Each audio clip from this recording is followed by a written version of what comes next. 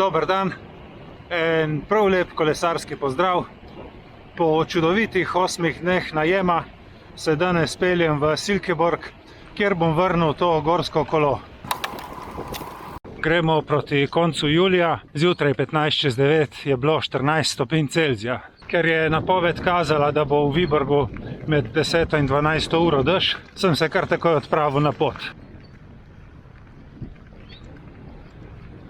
Vreme v tem srednjem delu Danske je res aprilsko. Zadnjih 5 dni niti en dan ni šlo čez 17 stopinj, skoraj vsak dan pa je padal dež.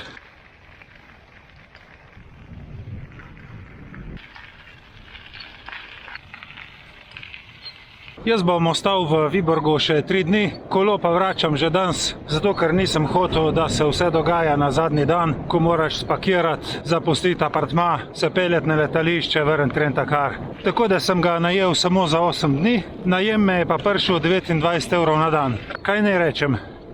Ni poceni. Najem kolesa je dražji od avta. Za rentakar sem dobil Cupra Leon, 500 evrov za 20 dni, po 25 evrov na dan so. Ne moreš verjeti.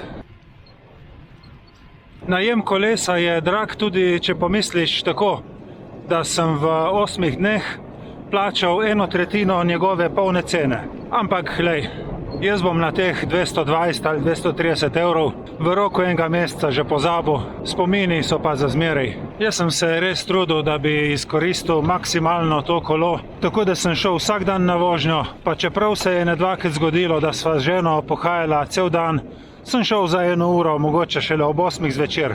Lahko sem naredil 20 km, ampak sem imel tak dober občutek, da sem se šel malo peljati. Skupaj z današnjo vožnjo v red, lahko rečem, da sem v 8 dneh tukaj prekolesaril 340 km, kar je za 8 dni meni popolnoma ok.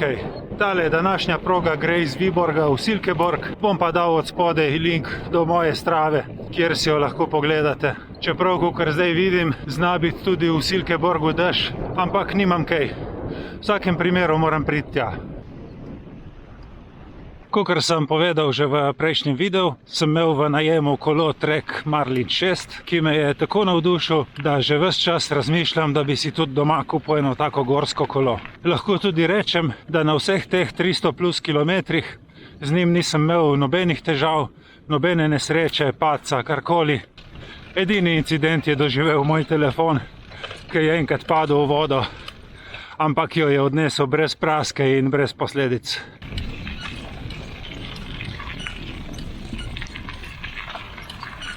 Po 8 dneh vlage je začel malo škripati, tako da ga bo mogel lastnik podmazati, prej ko ga bo dal naprej v najem. Vidiš, to pa je višek sebičnosti. Please, put them away. Da imaš ob poti, kjer je ogromno sprehajalcev in kolesarjev, spuščena 2 taka velika in glasna psa. Na Instagramu sem dobil tudi eno zanimivo vprašanje, in sicer je nekoga zanimalo, po kakšnem ključu si izbiram dopuste, recimo lani Belgija, letos Danska, oziroma kako to, da ne hodim klasika na Hrvaško. Jaz si za dopust rad izberem destinacijo, kjer ne razumem jezika. Tako lahko popolnoma odklopiš in ne razmišljaš o dogajanju doma, lahko imaš cel dan prižgan radio, pa te popolnoma nobena novica nič ne zmoti. Druga stvar pa je ta, da nam je Ryanair omogočil te poceni lete, dobesedno za 50 evrov prideš kamorkoli po Evropi in si mislim, da bom izkoristil, dokler se mi še da potovati naokrog z letalom. Vse bližnje destinacije si lahko prehranim za stara leta. No, zdaj v zadnjem času je pa dodatni faktor še ta, da imamo ta nenormalno vroča poletja, te vročinske valove in si nekako izbiram bolj severne destinacije, kjer imajo bolj prijetne pomladanske temperature. Popolnoma mi je jasno, da je na severu bolj drago in moram pošteno povedati, da mene bolj vleče v tiste konce Poljska, Litva, Latvija, Estonija in bom z velikim veseljem zavil v tiste konce, takoj ko se ta ruska situacija malce umiri. Jaz grem na Hrvaško rad novembra ali pa februarja, ko ni nobene gneče. Po eni strani imam pa tudi srečo, da nimam majhnih otrok, ki bi jih mogel voziti nekam blizu na morje, in nisem vezan na razne šolske počitnice, tako da z tega vidika je mogoče malo lažje izbirati neke random destinacije. V bistvu sem ugotovil, da škripa zadnji disk, tako da bo tisto sam malo za naštelati in rešeno. Tako sumljivo je začelo pihati in precej oblačno je tam pred mano. Zna biti, da me dobi kakšna kapljica. Ja, malo je začelo padati. Upam, da ne bo kakšnega hujšega naliva. Ostal bom v sedlu, vozil naprej, da se ne shladim, in upam na najboljše.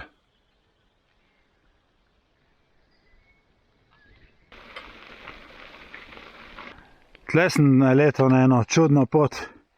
Niti jo ni na navigaciji, ker je zgleda bila na hitro speljana drugje.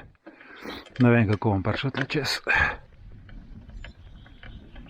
Po tem blatnem gozdu ni pa prav nič lepo. Dobro, fajn je edino, ki je mir, pa nikjer nobenega.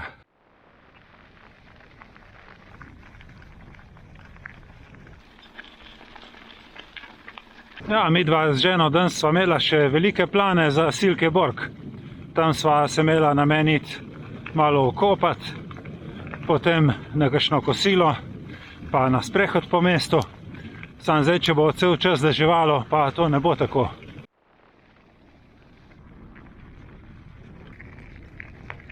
Tle v tem gozdu pa res nimam sreče s to potjo. Zdaj sem prišel tle do ene točke, ko sploh ni poti naprej. Čeprav na navigaciji pa vidim, da je še približno 150 metrov ven z gozda do glavne ceste, pa potem dalje. Zdaj bom šel peš tle malo naprej, če se da priti. Nimam pojma, kam iti. Ampak nekako se moram rešiti ven, ker nimam iti kam nazaj.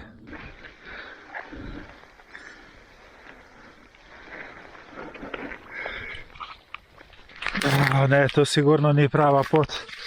Pa še močvirje je, čist sem stopil v vodo. To pa ni najboljša varianta s tem števcem in s to navigacijo. Skoraj do kolen gazim po tej vodi noter. In kao sem na pravi poti jaz, ne. Evo, tako sem na pravi poti. Zdaj grem na rob gozda. In upam, da bo tle ob tej nivi kakšna steza, da se rešim ven. Ampak okej, je vsaj lažje zahoditi, pa tudi glavno cesto že vidim v daljavi. No, je pa vsaj malo sonce posijalo za mojo dobro voljo, še ne drugega. Ampak tam naprej je šele črno. In lih to je moja pot. Zdaj prečkam glavno cesto in nekam lih v to smer moram iti.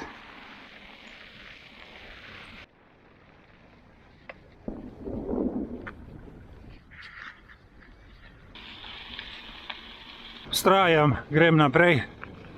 Saj bi bila varianta, da pokličem ženo, pa da naloživa kolo v avto, ampak to bi bilo za šleve. Jaz grem dalje, upanje imam celo, da ta črn oblak potuje skupaj z mano na vzhod in da v bistvu jaz lovim njega, ne on mene. Nisem si mislil, da me danes čakajo taka brezpotja in taka dogodivščina, ampak, kako sem rekel prej, spomini ostanejo za zmeraj. Bolj blaten, ko bom prišel v Silkeborg, z večjim veseljem se bom vrgel v tisto njihovo jezero. Kako prav sem se jaz odločil, da se kolesa ne vrača zadnji dan. Kaj bi bilo danes ves umazan, blaten, kam bi se šel očistiti, preko bi šel na letalo, nimam pojma. Oziroma, po drugi strani bi se zapeljal po najkrajši poti, po asfaltni cesti in od tega kolesarjenja ne bi imel kaj dosti. Vidiš, to tako je. Ko si v neki težki situaciji, ti gre vse na živce in kolneš, potem pa posije sonce, čez par kilometrov se glava mal razkadi, ostanejo samo lepi spomini na dogodivščino. Tako je življenje. Na koncu bo, kakor zdaj kaže, ratov še celo en prav lep dan, Tam, kjer bom vračal kolo, vem, da je ena pipa z vodo, tako da ga bom lahko malo očistil. Tudi jaz se bom malo umil, mogoče celo okopal v jezeru, potem bova imela pa z ženo še eno celo lepo popoldne. Dogodivščina, ti povem potem vse ob kozarčku vina. Ja, v redu si se ga umazal. V takem močvirju sem gazil, da se ne da povedati.